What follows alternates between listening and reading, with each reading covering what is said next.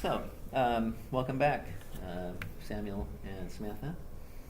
This is our third session, and do you mind if before I ask you how you're doing this week, do you mind if I just kind of recap how our three sessions have gone so far a little bit? Let's summarize what I recall, our two sessions before this one, and then tell me if you see it the same way as I do.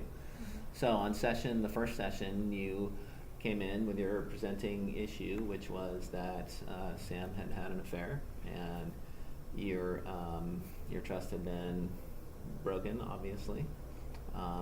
So that, explaining what had happened, which, as I recall, was Samuel connected with an ex-girlfriend via social media, and it turned out that they both had an interest in gaming. And they were playing the video game Fortnite, and they played that for a while, and then they decided they were communicating either via the game or through other ways regarding the game, and then they decided they would like to reconnect, and so they reconnected, and all of this happened without your knowledge, and then their relationship became sexual. Am I pretty close to? That's accurate. Okay. Mm-hmm. And then last week in our second session, as I recall, Samantha, you were saying that you were starting to feel a little closer to Sam, and I think just the fact that he had been willing to go to therapy and that he in fact sought that out, you found to be reassuring, and that you were starting to feel a little closer to him. Am I also correct about what you said in session 2? That was what I said. Okay. That's it's not how I'm feeling right now. All right. Okay. Well, let's pick up there then. So, what can you tell me about, what has anything happened at home since last week, or?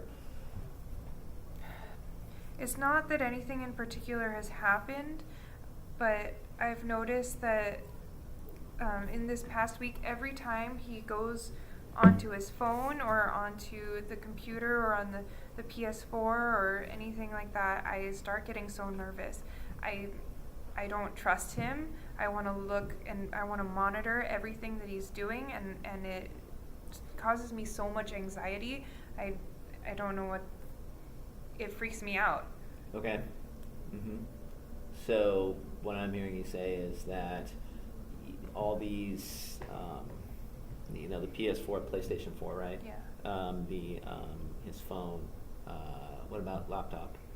Yeah, anything. Yeah, okay. But I'm just asking, are these all common items in your? Obviously, your phone would be, but the laptop is something that was that something that he would use before this happened, or frequently? I mean, for work or anything around the house? Because a lot of people don't really use a laptop much at home, but he did. Well, relatively, but he's always been a gamer, and Okay. I didn't have a problem with that, even though I'm not. But now that it's been used for doing this, like to reconnect with her, I can't. Okay. Yeah, Mm-hmm. I can't. Are there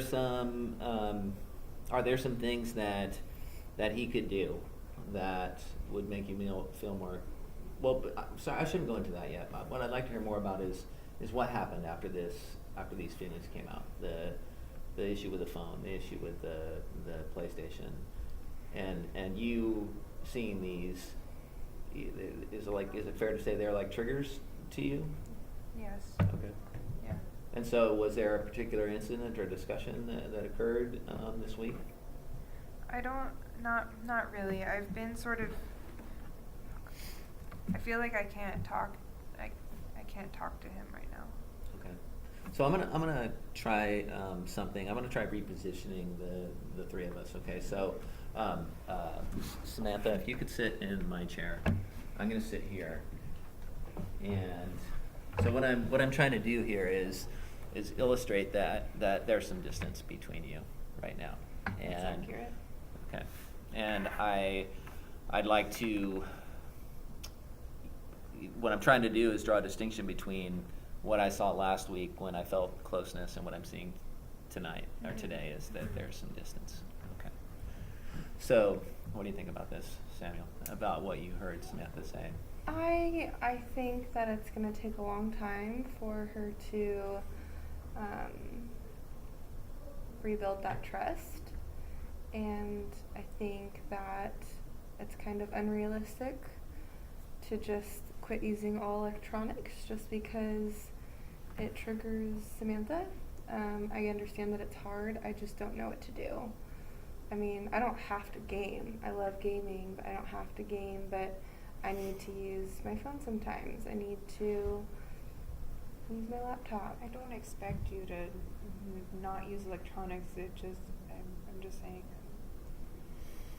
One thing, there is something that that I might suggest or float as a possibility that is something that will happen, that some couples will do after an affair, and that is for the person who the affair person, the person who committed who did the affair, engaged in it, they'll give passwords to their spouse. You know, here's my phone unlock key. Here is my password to my email. Here is my PlayStation password, my Facebook password. All of those things. Is that something you would have you done any of that, or would you consider doing it? And would you consider, you know, another step beyond that is to say, my phone is here. It will always be where you can find it, and anytime you want, whether I'm holding it or whether I'm not, you're welcome to pick it up and do whatever you want with it. It's never something I've done, but I'm definitely open to considering it. I have nothing to hide. It's not something that I am interested in. I'm not interested in having an affair again. And I saw how hurtful that was for Samantha, and it's, you know, we have a beautiful marriage and I ruined it, and I want to continue because she's a phenomenal woman. How does that make you feel, Samantha? I mean, and so I want to break it down into parts, because there was perhaps three things that he said. He said he's willing to do the password thing, and he said that you know, that you had a good marriage, and that he wants to, what I heard him say was, have that again, and because you're a beautiful woman. How does it make you feel? I definitely think that, like, I don't think I would want to dive into your own person. Like, you're allowed to have your own life, you know? I'm just expressing that I have those feelings and they're coming up, and I don't know what to do with them. But I would appreciate having the passwords. I don't think that I would use them, but just the knowledge that you'd be willing to give that information puts me at ease. Also, I love you, and I think our marriage is. I thought our marriage was rock solid. So when this happened, it really, really hurt me, and so I still want to work on it. I feel very much scarred right now, and I think it's going to be difficult for me to trust you again, but I do want to work on it. And I want to work extra hard to be as transparent as I can, because I know that if I was in your position, that's the least I could ask for. And so I know it's going to take some time, and it's not in Samantha's nature to snoop around my business, but I want to do everything I can in my power to show her that I have nothing to hide, and that I'm not interested in pursuing an affair with anyone else or with her. So I just want to do everything that I can. I think that this is moving more toward a closeness situation. So I'm going to resculpt the situation, and Samantha, if you could join that chair and sit closer to Sam again. So the next thing I would like to, I suggest, is that we try kind of a role play, and this is going to be a reverse role play. So Samantha is going to be Samuel, and Samuel's going to be Samantha. And so taking on, Samuel's role, what I would like to hear you do is explain to Samantha, what your apology is to her. So, some characteristics of apologizing in an affair like a situation are that it's genuine, that it's deep, also frequent. So apologizing once is not enough. Now, in this case, I don't mean multiple times within the same conversation, but I'm just saying that's another part of a good apology that's believable. But so I'd like to hear you, apologize. Now you're Samuel, as I said, and you're going to apologize to Samantha for the affair, and then you're going to react in a way that you think she should. Sam, I am so sorry that I fucked up. I hurt you. I hurt the relationship that we've built, and I feel so guilty for doing that. And I'm so sorry that I hurt you. I never meant to do that, and I won't ever do it again. I'm just speechless. I could never anticipate you doing something so hurtful. And it's gonna be a long road ahead, and I don't really know where I stand, but I know that what we had, I felt was very genuine. I appreciate your apology, but I have so many mixed feelings, so I hope that you can give me the space to just grieve and I'm just speechless. I did not think that you would ever hurt me like that. Is there anything I can do to make it up to you? No. You can't undo what you did. Is there anything else he can do? Anything else you want from him as part of his apology?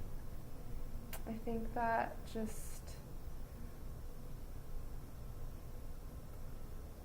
being more present with me and checking in with me and being mindful of your electronic use. I know that you have a life, but being transparent with me, and if I want to look into your phone, I hope that you would allow me to, because I hope you have nothing else to hide. I think I could do that. Okay, I think that was good. Good. Now let's return to our normal selves. So you're Samantha and you're Samuel. And this is something that I think we haven't really gone into yet, but I'd like if you can reconstruct for me, which again we haven't done yet, but the actual conversation where you first found out about the affair, if you feel you can do that.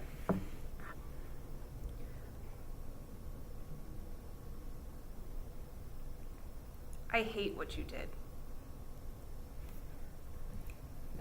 Sorry, I don't want to interrupt you because I can see you're already into this, but what I was hoping was, how did you find out? Like, what, was it a mea culpa on his part? Did he admit it?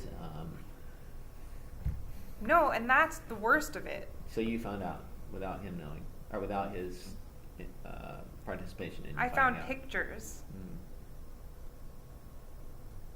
On his phone? Yeah. The very electronic devices that allowed them to find themselves or find each other in the first place. And I can't believe you took pictures.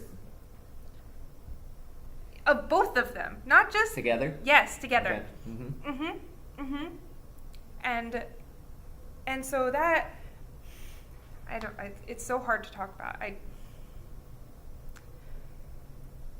Oh, the bitch! I can't.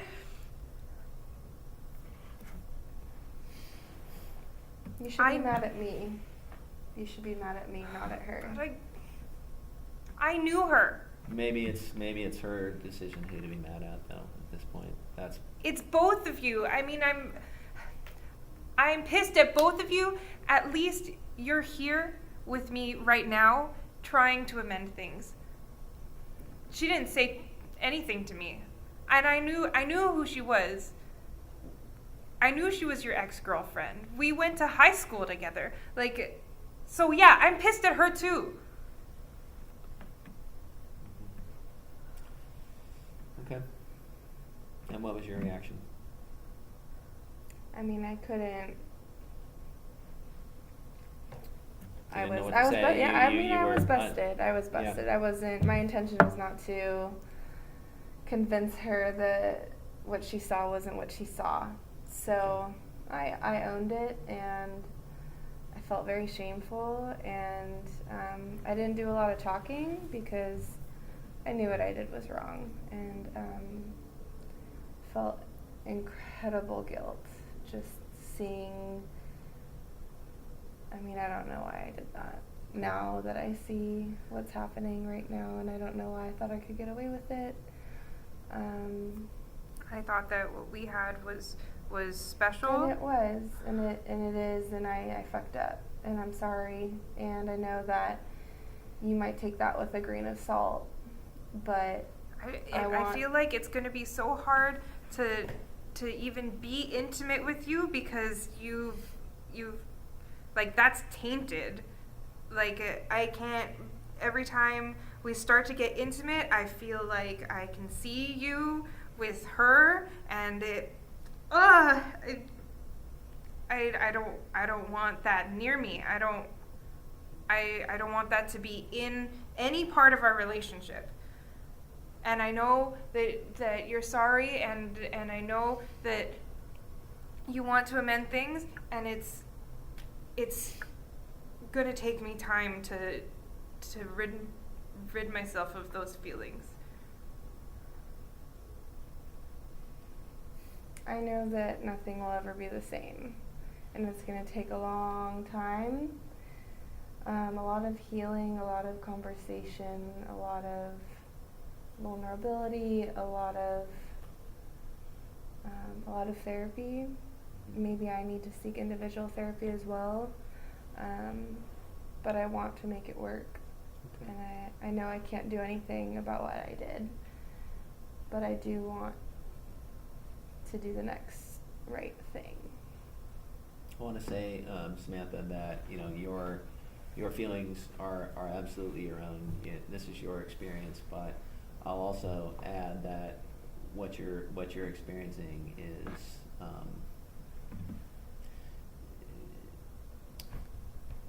it sounds familiar to me from what I've heard other people express in a situation like this. So it's nothing. It's I don't want to minimize it at all, but I also want to just say that it's common for people to react this way, and it's so I hear you, and I hear that that you, particularly about the intimacy thing. That's something we haven't really talked about yet, but I can understand why you would feel that way. The thought of being intimate with him again is not very pleasant right now, apparently. Do couples that you've worked with, have you seen them heal from this? I have, yes. Mm-hmm. Sometimes we'll say that you can't have this marriage anymore, but you can have a second marriage with Sam. And I'm not talking about having a new ceremony, a new marriage license. I'm talking about a second relationship. Okay. Well, thank you for today. I think we made some good progress, and hang in there, and we'll see you next week. Thank you. Thank you.